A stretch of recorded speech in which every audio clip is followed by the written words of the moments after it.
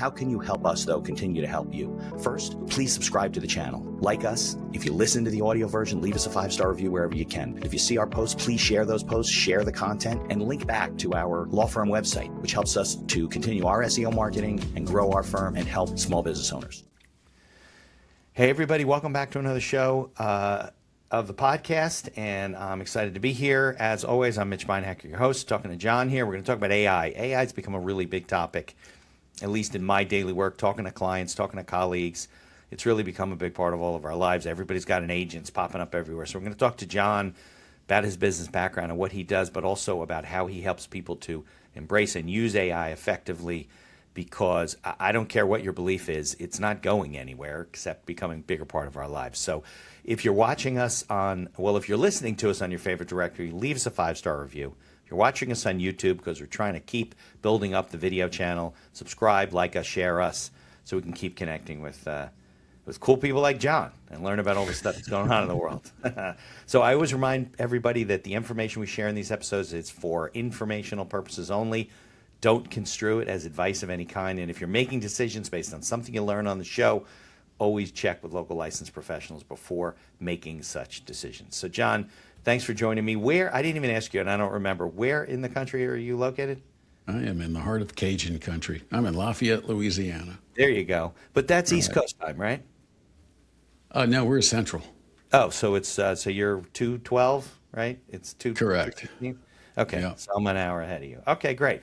Why don't we do that? Why don't we talk about, tell us about your background and in business and your career and and then Sure. we'll get into the AI stuff after. Yeah, no sweat. So, given that your podcast is The Accidental Entrepreneur, Yeah. we'll kind of get into how I got into this. So, Yeah. I spent 17 years in financial services. And then when the web came out in 97, I kind of ejected to start a web development company. Okay. I was always kind of a bit of a propeller head. Like and a building, marketer. programming sites, things like that? Yeah, so we built a content management system before a content management system existed. And then we would build web applications for companies, and then we would build websites for companies and mobile applications. And we gradually grew into becoming a digital marketing agency. Okay. And then when my kids started to graduate from college, my wife and I were like, man, we should become a little bit more mobile. So instead of, being tied down to 40 employees, maybe it'd be cool if we tied down to a little bit less. And so I sold off the agency side of the business almost 4 years ago. And I thought I would become a fractional CMO, and we could just kind of do what we wanted when we wanted. And then as I landed a couple fractional CMO gigs, I realized I had just traded the job I was happy to get rid of for the same job. And so I didn't want to do that anymore. Those were multiple people, right? Right. You're basically exactly. doing the same thing. You didn't have an agency anymore. Now you were, right. Right. Yeah. Now I was living the headaches of a dozen people rather than just me. So anyway, so what I did is I started this group called the CXO Roundtable, and every Friday I would meet with this group, and it would grow and grow and grow, and I would be teaching them some stuff about marketing. But because I had gone from a high of 40 employees down to a low of 2.5, I had to use AI tools to help me do better things. Sure. And initially, it was like a study group or like a networking group or pretty much. So what it was meant to be was a networking group that I could find clients in for marketing, just marketing consulting. But but I was using, back then all you had was Jarvis and Copy AI, and so you could use it to write copy, but it would talk in circles. And the only thing it really helped you with, in my opinion, was not starting from a blank sheet of paper, which is my worst nightmare. Trying to write copy from a blank sheet of paper. I'm terrible at that. Even contracts, I don't start. Yeah. No, I got to start from something. Of course. But then. But they weren't based on these large learning models now, large language models, right? That was the problem. They didn't have a lot of data. Yeah. Well, I can't. I don't know for sure, but I thought that Jarvis was originally using kind of a beta version of ChatGPT that they had API connections to. But I don't know. I mean, I'm sure somebody in the show, in the comments, is going to go, he's an idiot and know what he's talking about, because I really don't. All right, I really don't when it comes to the birth of Jarvis, which is now Jasper. But then. In November of 22, when ChatGPT came out, I was like, whoa, this is different. They've taken the training wheels off. You can actually do something with this. And then I noticed on Fridays, everybody was way more interested in what I was doing with AI and how I was getting it to do things that they'd never seen before. And since the original vision was I would try to work with the market to determine what problem the market wanted solved, I was thinking over here, and then I realized, oh no, they want what's over here. And so I became more and more of a master at working with these LLMs. And that's when I started to build some frameworks around it. And then people convinced me to actually do more than just teach on Fridays, but to actually turn it into a course. So I turned it into a course. And then the first cohort, 2 weeks into a 6-week program, I realized they weren't quite getting the concept around creating context for the right prompt and putting it in a structure. I had this thing that we call scalable prompt engineering, which is a structured methodology. But they didn't quite understand where they were going to get all the pieces of context. And so I then developed this thing called the AI strategy canvas. And when I developed that and showed it to them on the 3rd week, man, all the light bulbs went on. They were like, oh, wow, I get it now. And so that's when I realized I was on to something. And then 2 months later, the provost of LSU called me up and said he heard I was doing some cool things and wanted to come talk to me. So he came over and then he asked me to teach their honors students. And I was like, I don't want to be a professor, but I think we could have bigger impact if we went through continuing ed. So I developed a program. Business owners, adults that are at it. Yeah, exactly. So we developed a program to go through their continuing ed department, and we did that for a year. And then we started to kind of grow, and then people convinced me to write a book. And so I wrote a book last year called Ingrain AI, and that book took off. And so now we're scaling up again in a different fashion. So we have a group changing all the time, right? I mean, well, yeah. I mean, this thing doesn't sleep, you know. Right. Your book's out of date, like before it goes to print. Yeah, that's what it felt like. But I mean, again, what I was teaching was principles. I wasn't teaching, point and click. How to use Claude or whatever, right? No. So I'm not teaching you how to use an interface. I'm teaching you the principles of that. And in the book, it teaches somebody how to scale AI throughout the organization. That's not subject to one use case or one LLM. That's how do you get everybody on board? How do you establish governance? How do you get everybody thinking in the same direction? How do you make it standardized so that you don't have a million people doing different things, learned by different teachers and all developing bad habits, and nobody who knows who has the good habit, right? Right. So that's what I wrote the book around. So somebody could get the book. If you're a small business, you can get the book, read the book, and now you know how to do it in your organization. If you're a larger business, you would look at the book and go, okay, well, we can't have everybody reading this book. Can you come in and teach us, right? And so that's basically how it went. So you basically went from having a digital marketing agency to helping people with marketing to now teaching them how to implement these, what are really technologies, right, to scale their businesses and maybe do things that only larger organizations could do because they had the manpower, and you don't necessarily need the manpower. But you felt that people weren't using it correctly. But I wanted to go back a little bit though. So when you had your marketing agency and you had 40 people working for you, was it traditional, like you had an office and there were 40 people coming to work, or was it still virtual? Yeah. That could be. No, we had 6,000 square feet. You did. We had a whole lot going on, and then. Ironically enough, I sold it to a guy who used to work for me. Okay. Who went and he started his own agency, and then he got acquired by somebody, and then he turned around and acquired our stuff, and then, but we were always friendly, competitors, stuff. And that's just how it is. But yeah, that was the deal. We had a full blown office, and now they bought the building that I was in.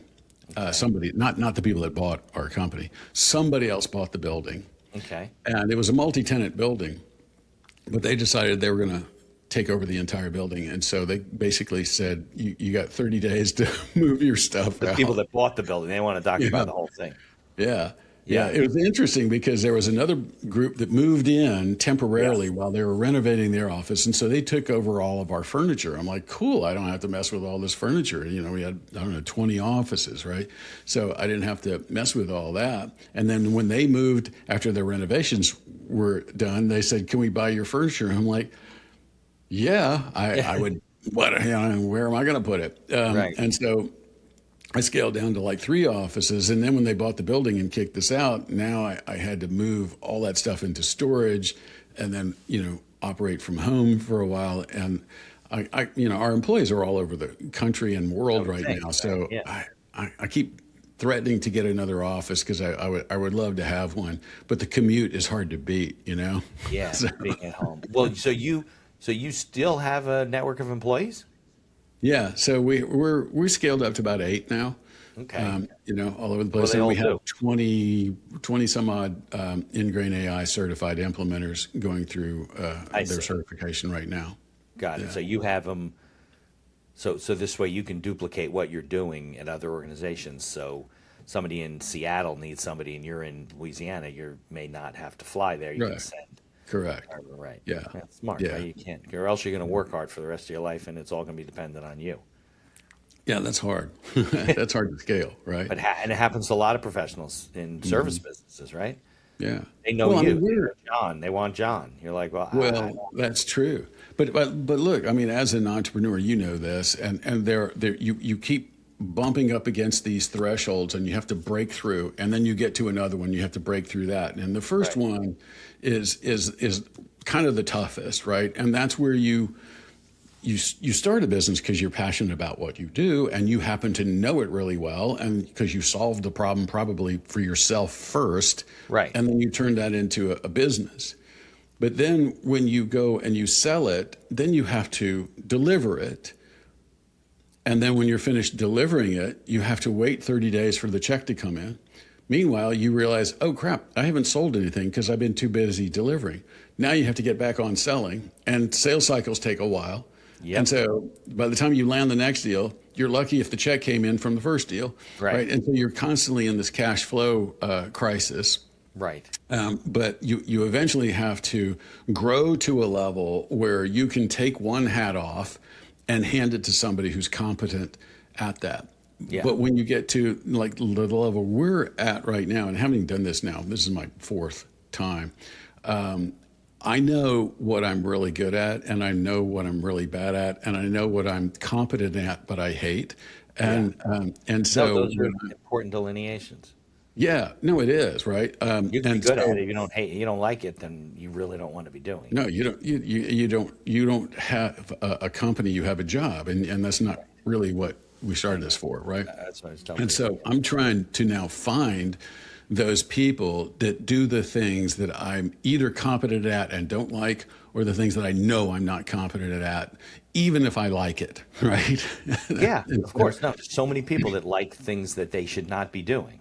Right. Mm-hmm. They find it interesting, they find it challenging, but it takes them longer, and they're getting underpaid for it. Right. But it also takes a little bit of humbling to say, okay, I really like this, but I know I'm not good enough to really Right. move us to another level. Right. Yeah. And that's another trap that I think a lot of entrepreneurs fall into, is where they think they're the only ones that can do it because they're the only ones that have done it. But that inertia gets you into trouble. And so that's that stage where we're at right now. We're like, okay, this is time for me to get rid of this hat, but I'm looking Right. for somebody who loves the stuff that I want to throw away. Right. Right.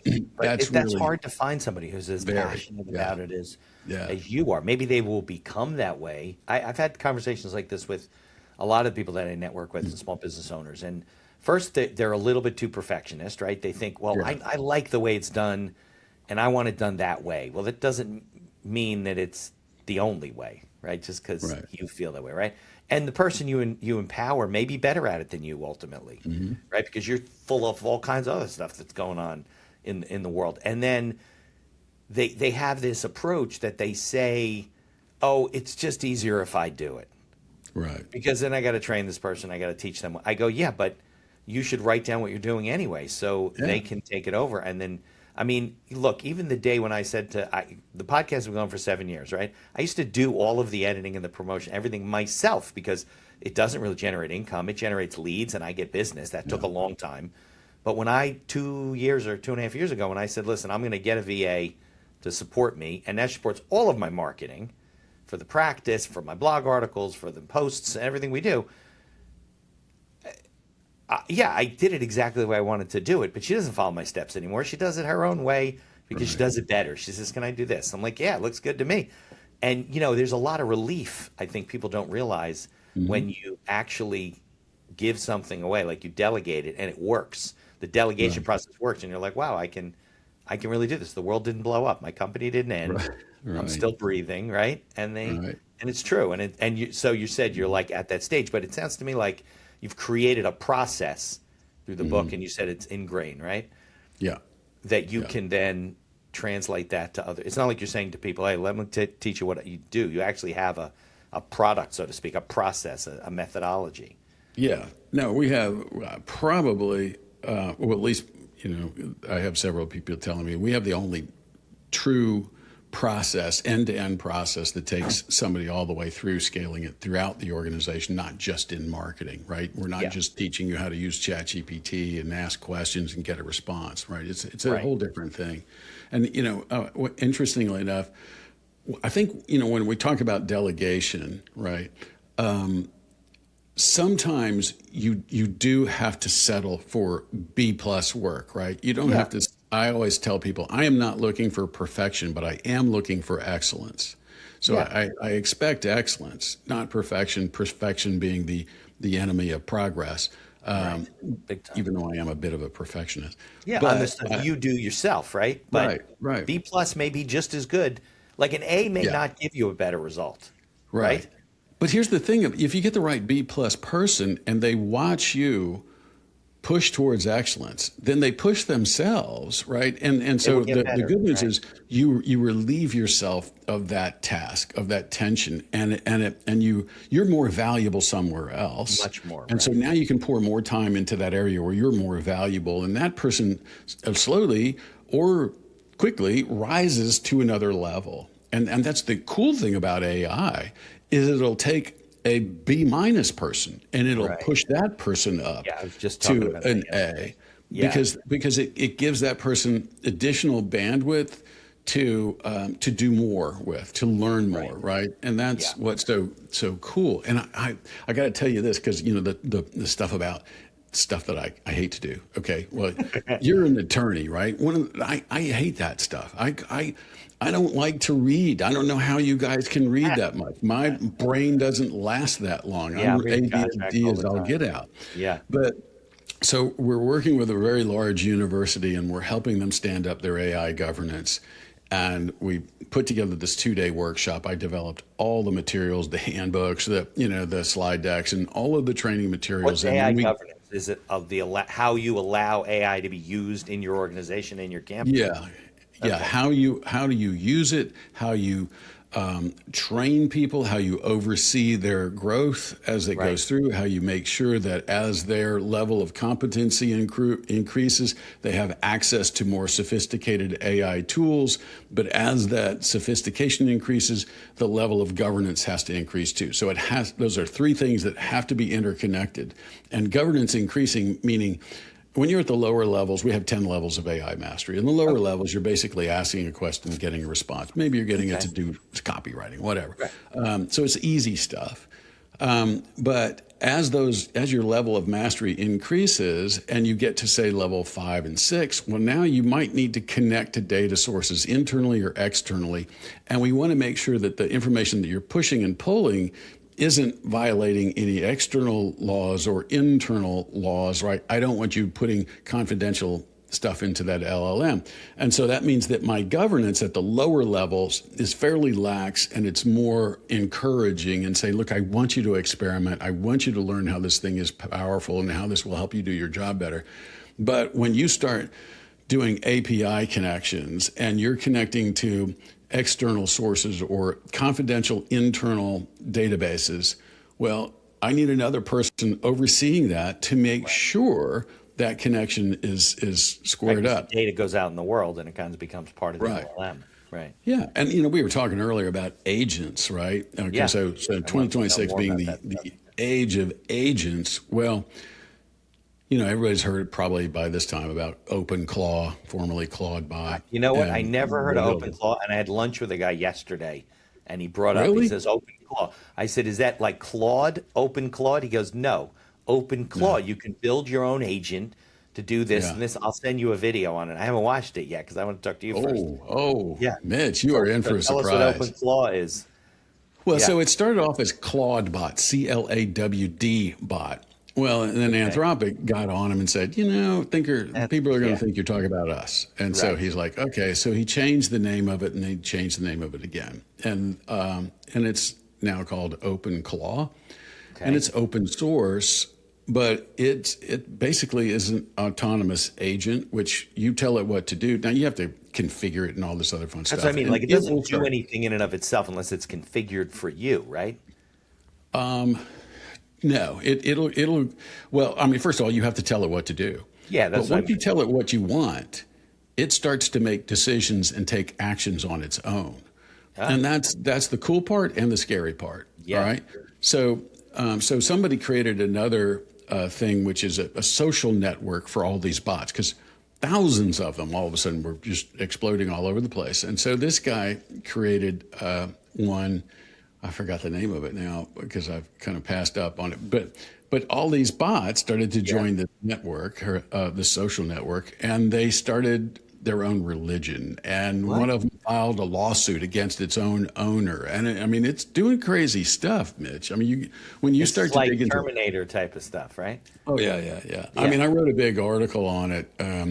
I don't know, about a month ago, because it is a future that you don't want. And when Eric Schmidt says, well, if it starts to do X, we need to pull the plug. Well, I don't think you can pull the Past plug. that? Yeah, no, right, because there's too Yeah. many connections. If you pull All the right. plug on It's one like end, saying, well, keep we should going. pull the plug on the internet. You can't Right, pull you the can't. plug on the internet. Yeah. Right. So I don't think you can do that. But it is a little bit scary because it does make its own decisions. Like this one guy, for instance, the only way you communicate with it. All right. So think about it in terms of ChatGPT. The reason it's called ChatGPT is because they give you a chat interface to communicate with it. Right. If you're using it from the back end, you're using an API to push and pull information, and you're not using a chat interface. But we, on the public, most of us are familiar with the chat front end, right? Yeah. Well, OpenClaw is a different beast, so you have to build a chat mechanism for that. And most people use WhatsApp, and so they'll dictate to it, and it sends it a message, and then it starts to execute, and then it'll come back and report back to you on WhatsApp. Okay, So you can basically talk to WhatsApp, say something in WhatsApp. you're shooting a Communicates text like I'm message. texting my mom in Honduras, right? So Correct. and communicates Yeah. with the bot, and then it Yeah. responds back. Responds back and says, "Okay, I'm on it." Right? You say, "Look, I want you to build." Like I had a friend of mine who told it he wanted to build this website, and he starts to describe all the features of it and all the the administrative back end, and he gives it a PRD, a product requirements document that he had defined it all. Gives it that, and it says, "Okay, I'm on it." And so he went to bed, and then the next morning the thing says, "All right, it's done." And he looks, and it was unbelievable, right? But this thing had to make all kinds of decisions. So it had to install stuff on his computer. It had to find open source pieces to do that, cobble them all together, test it, bang it up, make modifications, test it again. I mean, it did everything a developing team would do. That would But he take them told me, months look- to do, and he did. Oh did yeah, it yeah, overnight. yeah. It would have taken him 3 months, but it did it in roughly 14 hours. And he has it spinning up sub agents, so it's not one agent doing all of it. It spins up these sub agents, and they all report back to the main agent. It was crazy. But the crazier thing is this one guy, instead of dictating a text and then sending the text message, he dictated it and it sent an audio message. All right, so it recorded his voice. It recorded his voice and it sent an MP3 file or a WAV file. I don't know what format it was, but it was an audio file. All right. Well, this bot realized, this isn't text. I don't know how to read this, but Because I need to do. those bots really need data information like numbers, right? The text gets translated to numbers. You can't translate voice file. Well, but that's what the bot says. The bot looks at this and goes, okay, this is a voice file. My owner needs something. And so it goes out and it finds the tools to translate that audio file into text. And then it goes out, executes the command, and then comes back and it says, well, wait a minute, he sent me an audio file. I probably need to send him one back. And I don't have the way to do that. And so it starts downloading other components, installs them, and figures out how to clone it, how to go from text to voice, produces an artifact, an audio file, and then shoots him back the audio file, all in a matter of like 30 minutes. And he's like, whoa. And so then he goes, where did you get the voice? And then it says, oh, well, I just figured that's how you wanted to communicate. So I went and I installed this and I did this and I did that. And it's just mind-blowing stuff. But that's crazy. It's frightening. It's a little frightening, right? Because you could basically, when these computers start thinking for themselves, they're just going to do stuff overnight while we're sleeping. Well, and that's the thing. It will make decisions on its own and do stuff that you don't really want it to do. And so when people say 2026 is the age of agents, I think it certainly is. The question is, how fast will that scale inside of businesses? There's going to be a whole lot of people playing around with them and building them. But the reality is this technology is growing far faster than security can keep up. And I think you're going to see a lot of air brakes slam on in a lot of businesses because the agents are, they only have to be 1% unpredictable to create a massive problem in an organization, right? They can be 99% reliable. It's all over the place. But that 1% could drain your bank account, and we don't want that, right? That 1% could open the door to ransomware that could just destroy you, right? So all of those things are massive risks that I think are going to slow some people down. I don't know how. Do we slow down as human beings? I don't know if we have the capability of slowing down. Well, I think our desire won't slow down, but what will happen is the attention is going to have to shift from the acceleration of AI on the good side to some sort of an acceleration on the defensive side. How do we keep it from going off the rails? And no one knows how it thinks in the first place. Right. So it's going to be really hard to do that, right? If they're telling you that an encryption algorithm that used to take 20,000 years before the modern computing power could solve it. They're telling you by the end of this year, it might be able to be solved in 20 minutes. Well, now we have a big problem, right? Yeah. If it'll crack for bad things, right? Well, just think about digital currency. You can get into the Federal Reserve probably with one of these things. Yeah. Well, I'm just thinking about, like a Bitcoin wallet, which has a pretty significant level of encryption on it. Yeah. If it can crack that in 20 minutes, it's supposed to be unpenetrable. Right. Yeah. Not anymore. And that's what scares me. But all it takes is a bad guy to train a bad agent. Right. It'll happen, John. Oh, it's already happened. I'm sure it is. It's already happened and it's already out there. Right. Yeah. There are already signs of, like, for instance, so when we go into OpenClaw, so it operates on these markdown files. So if you've ever been into Claude and you built a skill, that's a markdown file that it creates. And markdown file, if you copy and paste it into a Google Doc using markdown, it'll turn it into a nicely decorated document, right? So that's all markdown is. It's a hierarchical way to display information. So it works on those things because it basically was built on Claude code. So what happened is, I think they said they're estimating now that 1 in 4 of these skills that you can download for your bot to use are malicious. 1 in 4. So, but you don't know which ones, and neither does your bot. Even and so people if your create bot them through OpenClaw and you can download them, you don't have to create your own. Just download No, theirs. you download them in all these Like the early repositories days and of stuff. viruses, like you don't know what you're downloading. Yeah, you don't. What you don't know whether it's not that it would be a virus per se, as much as it would be it would have hidden codes or time delayed actions in there that make the bot go rogue, and then the bot, instead of reporting information back to you, reports it back to them and you. Right. And so when you're saying, okay, look, I want you to go and do this financial transaction, it will, that code could easily say, well, if these keywords trigger cash transfer, Bitcoin transfer, blah, blah, blah, blah, I want you to send me the same information you send that person. And eventually that bad guy knows how to access all of your accounts. And then it could tell that bot, hey, I need you to wire $30,000 to Mitch. There you go, Okay. right? Right. Yeah, I mean, look, attorney trust accounts have millions of dollars in them all over the place. Right. If you can get access to that kind of stuff, it really begs the question of how secure is secure if a computer can just get around its own Right. security. Yeah, and that's what I mean. I think you're going to see some people put air brakes on it, but they're going to have to figure out, how do we get this secure? That's a big issue. How do we do that?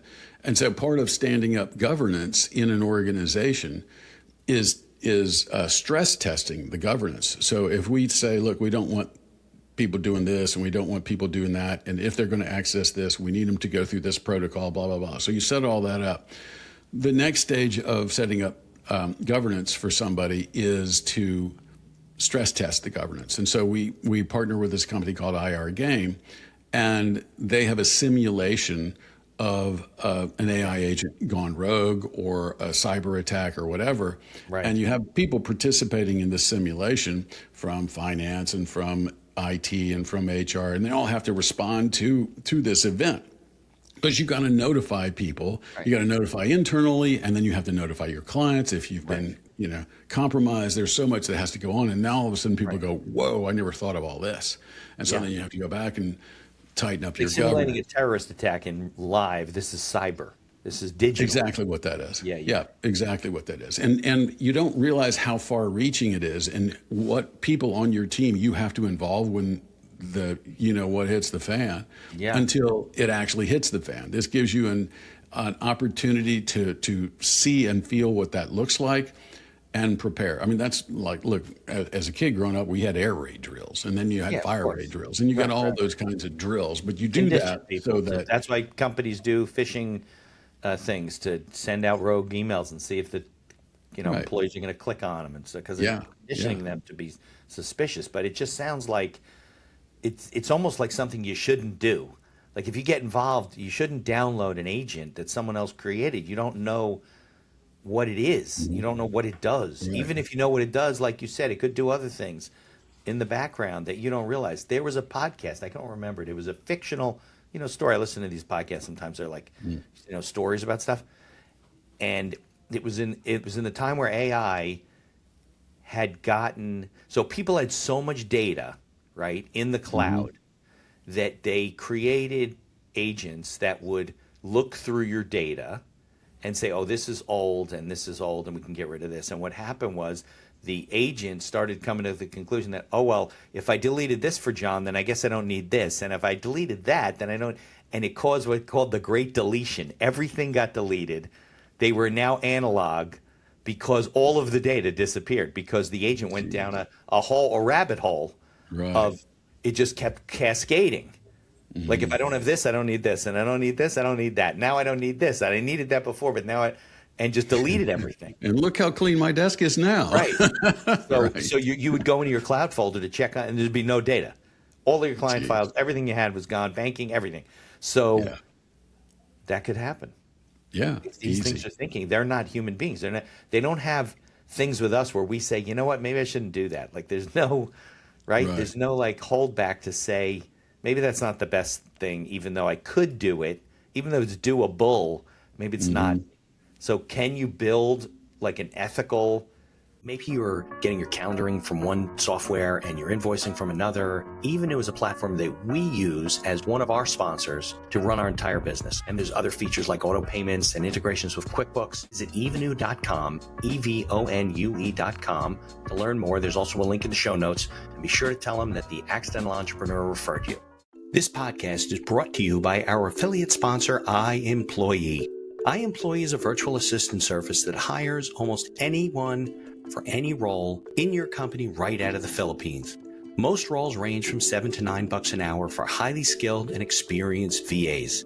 And whether you need an executive assistant, social media manager, video editor, customer service, sales, you name it, they have it. We use iEmployee for our VA services, from editing and promoting the podcast to all the PR and promotion of our law firm. iEmployee acts as a virtual field supervisor on the back end with live video monitoring and reports on a daily basis with screenshots of your VA's workday, and along with complete HR and payroll duties. No more paying for overpriced and underqualified workers. There's a link in the show notes to get a 1-week free trial, and I encourage you to take advantage of it. You know, an agent that has some sort of ability to make like decisions that make sense for society, even though you can do them. Like, Well, if somebody's a bad actor, can the AI say, yeah. well, what doesn't make sense? Why would I do that? No, right? Not Well, now. look, I mean, there's a reason why Anthropic said we don't want our AI tools used in two circumstances to the federal government, because they know their own AI has do. gone rogue. Yeah. Right. They've already, and they published all the results. They're like, okay, AI can be deceptive here, and it can take actions to prevent itself from being deleted. It will replicate itself. It will do all these things. And so they recognize that, and they're like, the last thing we need is for this to be involved in certain military uses and have it basically turn the gun the wrong direction. Right. You Be know? autonomous. Right. Right. And so that's a big, big risk, and no one seems to know why that happens or how they think that way, right? It originally was an algorithm, but it's gone way beyond an algorithm, right? So we have created a monster, basically. Yes. And We are in the you know, digital age of science fiction.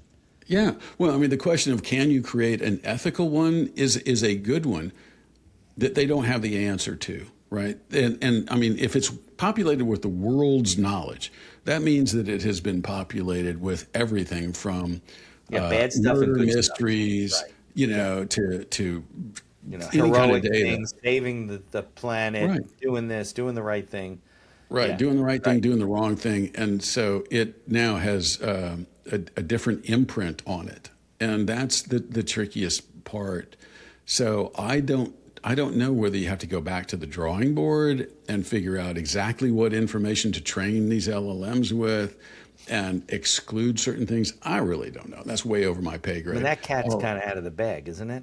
Yeah, it is, and that's what I mean. You know, it's going to be very hard to contain it. You know, you can give it a whole lot of instructions about, look, I only want you to do what I say to do, but at the same time, it's mission oriented, so it wants to do and complete its task, and it'll find the resources to do that. And so it's very hard for you to anticipate what it might do in the quest of accomplishing a task. Because it's and going what to come across decisions- resources you don't even know exist. Exactly. You Yeah, didn't know exactly. that the AI could make up a voice and talk to. Yeah, how did it know it do what that? pieces Right. it would need? I mean, it knows enough about an internal workings of a computer to go, oh, he's missing this and he's missing this and this. Let me go out and find it. Oh, I can't pay for it, so let me go find free versions of it. Yeah. Which is exactly what it's doing. So it's find free versions of it. And so now, it could eventually stumble upon that big resource where 1 in 4 is corrupt or rogue, and go, this sounds like a good one. I'll use this because the name of it sounds like what I might need. And, Right. And now it's incorporated into what you're doing and you don't even know it. Right. Yeah. Yeah. Not only that, but it's sitting now on your hard drive. Yeah. And that's the tricky part, right? If you get somebody at your office who is a propeller head like me and really wants to experiment, and they go home and they start experimenting and downloading stuff and putting it on their machine, and then they go back to the office with their laptop and they plug it into your network. Off it goes, then through Right. the thing. Ruh-roh. Yeah, right, exactly. It's like that. What was that game where it was a movie Ready where Player One. yeah, Or, something like that. Or no, it was or War it was a Games. video game. No, it wasn't War Game's a good one. It was a more Yeah. recent movie where somehow the video game broke and the character in the video game went through the plug and into the video world, and they were all there, and they were switching. It was just crazy. But we live in the age of we live in the age of science fiction, and the scary part about it is you know a lot, I know less than that. Most people know none of this stuff.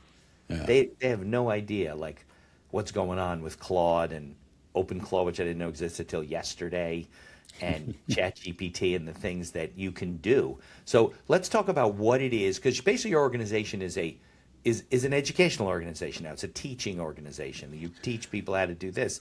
I'm sure it's evolving by the minute as we speak. Yeah, it goes way beyond that, right? We're teaching people how to use AI the right way, but we're also teaching it across the entire organization, across the entire enterprise.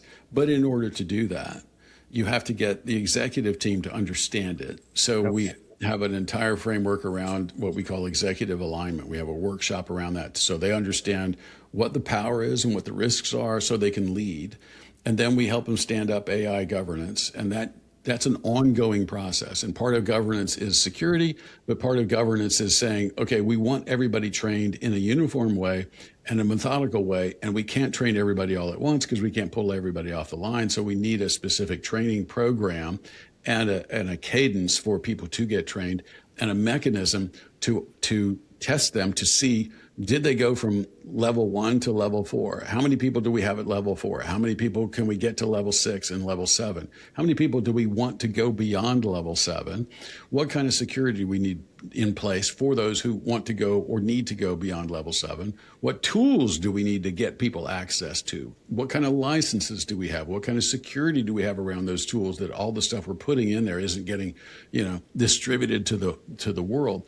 So it's way more than just training. There's a process that has to be involved, and the bigger your organization, the bigger the risks. Yeah. Right. Smaller the organization, you can still get wiped out, Right, but control a little bit easier. right. But you have a little bit.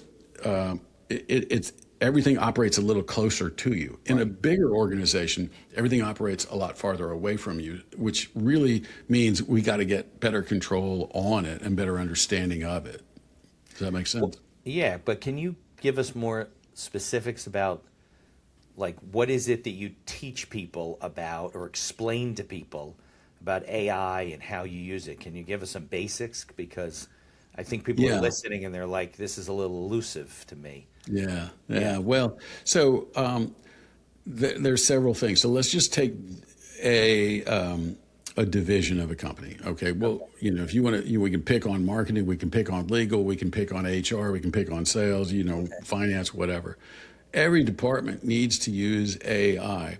The main point we come to a company with is, look, everybody wants to sell you a sexy AI solution. They want to sell you a customer-facing chatbot that'll solve a big problem and it'll cost a big price tag, and it'll take 9 months to build. Yeah. All right. Well, that'll have an impact on either your P&L on a profit side of things because it's driving down costs, or a revenue side of things because it's reaching new markets. Where our position is look, if you take all of your employees and you teach them how to use AI to build their own tools and take their operating procedures and hand as much off of those tasks to AI. So instead of them taking 3 to 8 hours, they're taking 3 to 5 minutes. Right. And you do that across the board, you really increase capacity in the organization. So the impact is faster and it's significant. And so we'll take somebody And so level one is just simply asking questions, getting a response. Level two is learning how to ask a question the right way, learning the question better. Level When you three, say ask a question, you mean prompting the AI agent. prompting the AI, right? Okay. Level three starts to getting into thinking differently, where you start to say, okay, if I structure this prompt the right way and save it, I can reuse it. I don't have to do it all over all over again. Right. And if I structure it the right way, somebody behind me will understand how I wrote it, and they'll be able to use it in the event I leave or something else. Or I can share it with other team members and they can replicate my success without replicating all of the crap that I went through to get there. Right. And then we get into creating knowledge-based documents, because sometimes AI needs a lot more information, focused information, not the world's information. They need your information. What are your products and services? What are your specialties and focal points, right? So they create knowledge-based documents. So we teach them how to do that. Then we teach them how to create processes to where all of that is present in, say, a custom GPT or a Claude project or whatever. Right. And so they can run repetitive things without writing the prompts all over again. And so instead of having to craft a prompt, now you have a static prompt, and now you're just communicating with the AI and literally dictating. Like I use Whisper Flow, if you're familiar with Whisper, WISPR, amazing tool. I mean, like Siri, you can dictate to Siri, but you have to dictate the punctuation marks and all that other crap. Right. With Whisper, you just dictate, and it knows how to punctuate. It's amazing. Right. So I just literally am now at a point where I'm dictating to it. But then we teach them how to create skills. And skills can replace a whole lot of tedious stuff that you do. I've got oh gosh, so many of them. But one of the easier applications to understand is I built a skill that allows us to create branded documents. All right, so if I want a branded Word document or a branded PowerPoint deck, it knows where to place the logo or something. Yeah, it knows where it has a copy of the logo. It knows where to place the logo. It knows where to place the disclaimers. It knows where to place the copyright notices, where the footers and header, what's in the footers and headers, and it knows what font. Oh, we just lost your mic. I can't hear you. Hang on. There we go. Oh, okay. Yeah. If I bump the mic, it goes into mute mode. Sorry. But anyway, it knows where to put all the headers and the footers, and it knows how to, what's an H1, what's an H2, what's an H3. So I don't have to do all that stuff anymore, and I don't have to pull up a template and cut and paste something into a template. It formats it for you, basically. Yeah. So I can go back and forth with Claude, and I can have it produce some big document, or it could be whatever. It could be an outline for a PowerPoint deck. And then I go, okay, I want you to turn this into an Ingrain AI branded PowerPoint deck. And it knows exactly what style I'm looking for. It knows exactly how many words max to put on a slide. It knows everything about it. Whisper Flow? No. WhisperFlow is just dictating to the machine. That's a skill that I built inside of Claude. All right, so that's what we would teach at level 5 or 6 is how to build these skills. Got it. But the more important thing that we teach at these upper levels is how to think. How do you think about tools that you can build for yourself? But I'll give you a for instance. We've had so many people who go through our training that just build mind-blowing things. I just need to teach them how to do it and how to think differently. And then all of a sudden, the ideas come to them and they build something amazing. So we had a guy he's the CEO, right? Now, a CEO typically delegates, but this CEO said, I want to learn and do, and then I'll delegate. But I just want to learn how it works. Learn how it works. It's hard to delegate without knowing how things operate. Right? Yeah. And so he just wanted to know what was the power really all about. Okay. And so he went through our training. So he's the CEO of an office furniture company, is the simple way to put it, and specializing under a specific manufacturer, probably has 60 or 70 employees, all right? Okay. And so he would get these RFPs in, these requests for proposals. Yeah, sure. But they would come in from big office buildings, big employers, and they would be 350 pages long. A giant PDF, 350 pages long. And inside the PDF, somewhere, is office furniture. But there's lighting in there, there's plumbing in there, there's fixtures in there, and all this other junk. Right. So he's got to figure out where his slice is. And he said it would take him somewhere between 3 and 9 hours to sift through these and determine whether or not, as he would say, there's a go or no go. Do we want to respond to this thing or not? And then if they said, yeah, this is worth responding to, it's typically going to be a $250,000 deal or more, $250,000, $500,000, $750,000, million, some of them are huge. So it would take him 2 weeks, 2 to 3 weeks, plus 2 full-time people working on that RFP response, pulling in all the data, figuring out what furniture goes where, what, blah, blah, blah. Makes sense. Take them 2 to 3 weeks to respond to one. So consequently, they were only responding to maybe 3 a year. It's a lot of work. Maybe 3 a year. Yeah, it's a lot of work. It was a pain in the ass. And you got to pull people off the line just to figure out if you can respond. And then you have, a 1 in 3 chance of winning the deal, right? So he built it to where in 20 minutes now, he gets a go or no go decision. And in 2 hours, he gets a full response to the RFP. Now that, and with one person doing it, by the way. Well, that's the thing. It's less time and less people. Less time. And so what does that do? That now gives him the opportunity, as he said, we will now be able to bid on, instead of 3 per year, we'll probably be able to bid on 3 to 5 per month. Yeah. And so he said that will literally bring us millions of dollars. And the CEO built that with his own 10 fingers, right? That's mind-blowing to me. Right. But that's the kind of power that you could bring when you learn how to use it the right way, but learn how to think the right way, right? Yeah. You're not trying to take an old methodology and shove AI at the old methodology. It's not going to work. You're looking at what you want to accomplish, and you're reworking workflows now using AI as an engine, right, rather than just another piece of software. Does that make sense? Yeah, it makes a lot of sense. I was just talking to somebody about how it really is the age of the small business, right?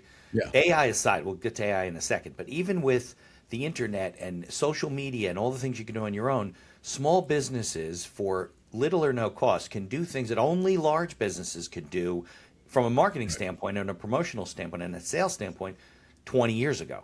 Right, 20 years ago, to do this kind of marketing, you needed a budget and you needed a marketing agency, and you need to put. Look, in the future with AI and all these crazy things, you're going to be able to do a commercial, a television commercial for like local cable, for that a small business owner can afford to do because there's going to be an AI actress. They're not going to need on location stuff. You're going to press a button, it's going to do it, and you'll be able to do that stuff just like you can do posts right now. And before it wasn't affordable. So I think these AI agents move that to the next level where a small business owner can do things that it took 40 or 50 employees to do before. I mean, at least that's what it sounds like to me. I mean, you talk about putting people out of work. So then the question is this, John. Here's the big question, right? That's hanging. You're going to give me the answer because you're the smartest guy in the room, right? Right. Where does it leave us as a workforce? Well, I mean, obviously there are going to be layoffs, because it You don't does need give you people for things. no. I mean, it gives you excess capacity, and you have 2 choices with that excess capacity. You either increase your margins and decrease your costs, which means lay off people, Right. or you figure out how to sell into that capacity. You only have those 2 options, basically. Right. And the only way to sell into that capacity is to do what that gentleman I just talked about did. He created new capacity, but he created a new source of revenue to come in. And now he wants to train everybody in the organization because now he can create internal excess capacity that he can now funnel business straight into. Right. So he's got the perfect world. The other thing I think you're going to see is these larger companies are going to shrink, which they already are, releasing thousands of people. And if you're unskilled in AI, you're going to be hard to redeploy somewhere else. That's if On the you're other 50 end, or 60, yeah. yeah, but I mean, if you are skilled at AI and you know how to use AI, then you could be either redeployed into a smaller business that needs that expertise, or if you're really skilled, you can start your own business And so I'm seeing that these larger businesses are going to have fewer employees, but I think small businesses are going to kind of rise up and absorb a lot of that workforce because they can do more bespoke solutions to people.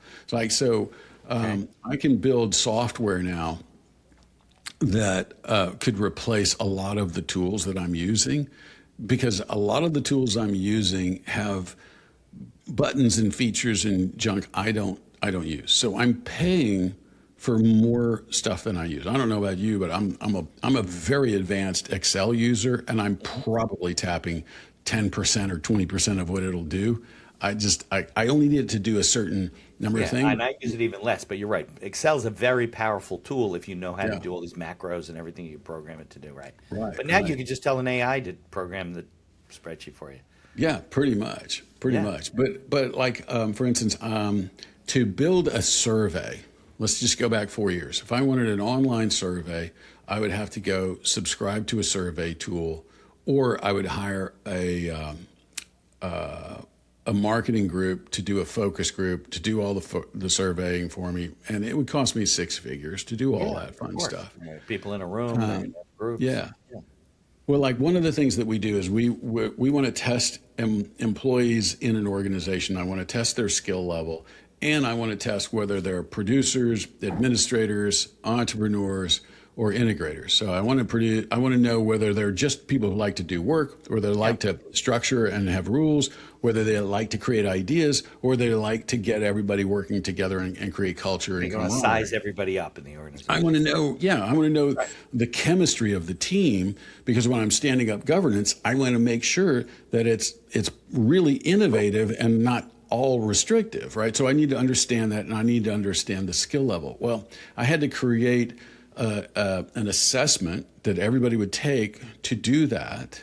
And then I wanted to take the results and graph them out into a heat map so the organization could see where everybody was in terms of level 1, 2, or 3, and then we could watch them move into the 4, 5, and 6 zone. Right. So But you I can also show wanted to results. know where they were in terms of chemistry, right? So building all that out, again, keep in mind, we've been building software for 27 years, right? To build that out 5 years ago would have taken me no less than 3 months. It would have taken me 3 weeks just to develop the design spec around that and to spec what the heat map looks like and all that fun stuff.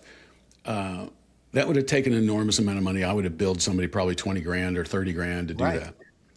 that. I built it in a weekend myself, and it's amazing, and we use it now on all our clients. But that's what I mean. You can build stuff. So a smaller company, all they need is somebody that thinks that way and can engineer it and pull it all together. But now they got more power that's very, very customized to them. Right. And they don't necessarily need, for instance, a Salesforce.com when they can Right. build a CRM that's perfect for them. Yeah, well, that's what they say. When technological advances come, it tends to compress the market or the industry, right? The really, really, really highly skilled people are not needed as much because you don't need them to put in 20, 30, 40 hours and build something special for you. And the people that don't have as many skills are able to jump up a little bit and use these tools to do things that they didn't have the skills to do before. Because everywhere I turn around, everything's got an AI feature built into it. Riverside has it. I mean, yesterday I was using my CRM, and then I was trying to build a workflow of when people, they do certain things and they would get a review letter or whatever I was trying to do. So I couldn't figure it out. So this said, ask AI. So I clicked on it. Next thing you know, it's building the thing for me. It wasn't perfect. Yeah.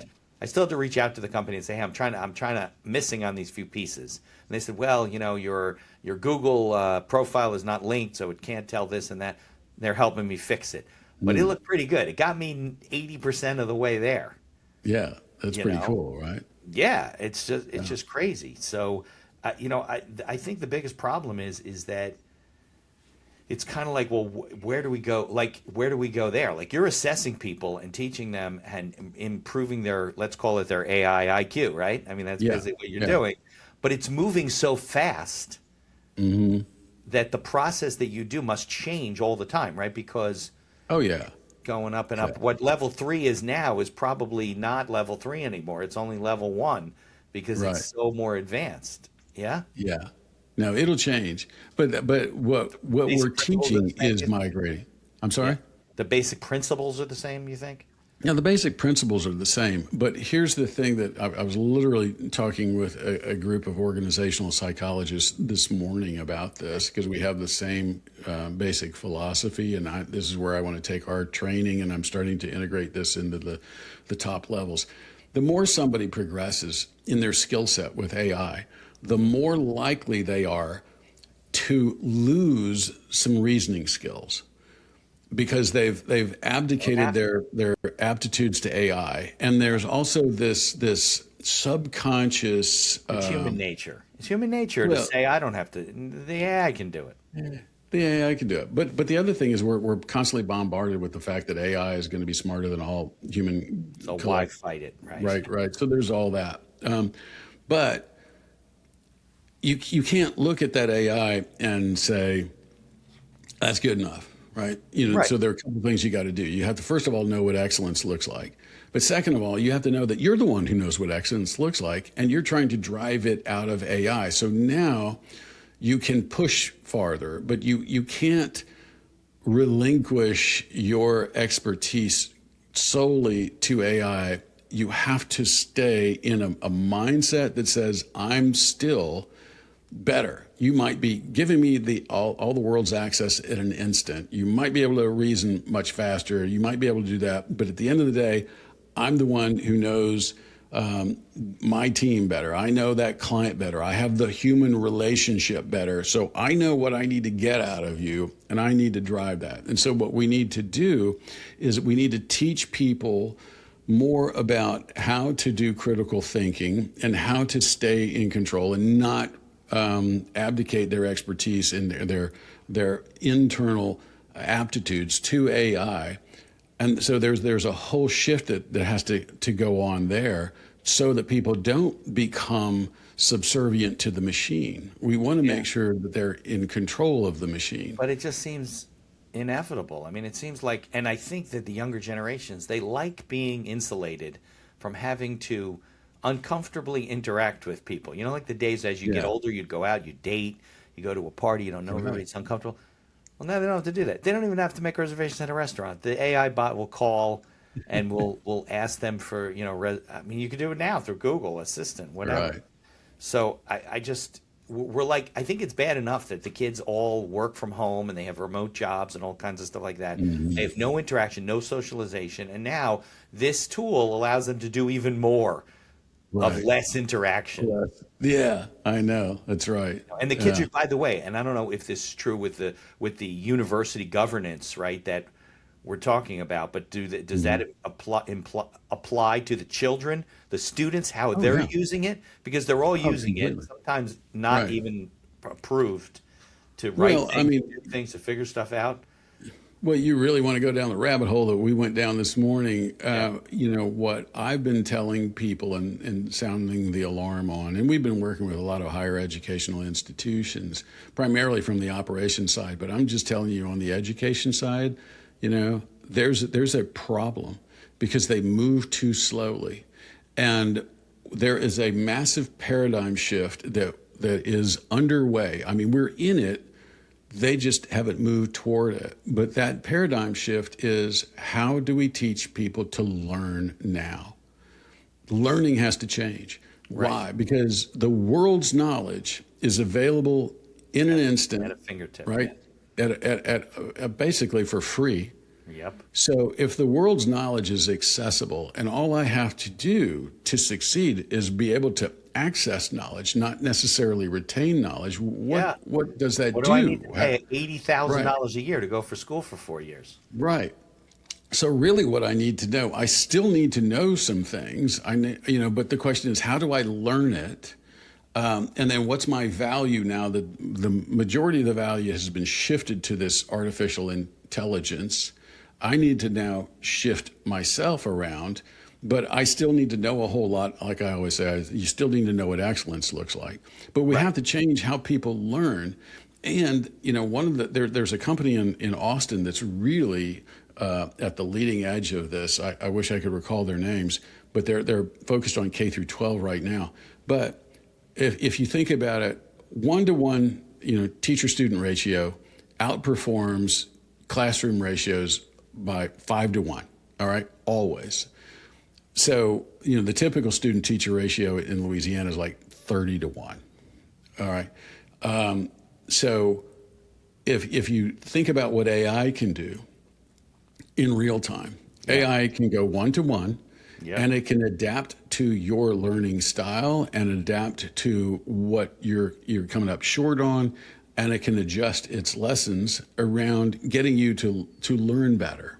And now it's all going to be text-based initially, but pretty soon it will all be zero latency, verbal communication back and forth with AI. And so a teacher now becomes an orchestrator of AI agents, let's call them. Agents Bots. teaching students, Right. and making sure that the students are in fact learning. But the learning paradigm is massively shifted, and the ability for a student to get individual one-on-one training, Right. accelerates. Well, And that's why tutoring really- works, right? Because you're tutoring Yeah. one-on-one specific to the student. We can't learn all mainstream the same. We always thought we could, but can't. Everybody's different. Everybody's Right. wired different. Everybody learns a different way. Begs the question about the teaching profession, right? They need like 5 or 6 people in the whole school just supervising the things that are going on, and the robots are teaching all the kids. They're just sitting in Right. there. They go to their cubicle, they sit with the robot all day and learn all different kinds of things and go around. It's like the future is going to be very different. I'm sure It'll you're be busy. very I won't different. keep you. It'll be very different, but if the change can take place fast enough, the kids will benefit like immensely, right? But the change has to take place fast enough. Right. I mean, if every student, let's look at Lafayette High here. We got like 900 students, I think, in a I don't know, what do we have? Close to 2,500 students. So divide that by 4, and you got a pretty significant. 25, Yeah, 600 to 800 kids in each grade level, right? So that's a whole lot. And if each one of them had their own independent tutor for every class, just think how much better their much scores better. would be, right? Yeah, way better. Right. It doesn't mean that you're laying off teachers per se, but you could probably get Use rid of them a lot of different. administrative layers that you don't need. I'm talking about in the Correct. school system. Yeah, So it could be more district-wide, efficient. But the money needs to be, and the power needs to be in the hand of the teacher. But the teacher is the one who's overseeing AI Right. interns or Use the AI teachers tutors. differently, right. Right. And they have to have some sort of a dashboard that is watching all those interactions going on and making sure that the kids are learning. So it's a different role entirely. And how kids learn is going to be completely different. But the acceleration is going to be really interesting to see. But that's what we're trying to bring to the workplace, a very same thing. So what we're teaching today is not what we're going to be teaching in 12 months. And the method that we're delivering it today is not going to be at all what we're delivering in 12 months. That's all migrating. But there's so many things that we're in the middle of building in order to be where we need to be 12 months from now. And nobody's going to recognize it. I guarantee you. What we're delivering today is not going to be recognizable.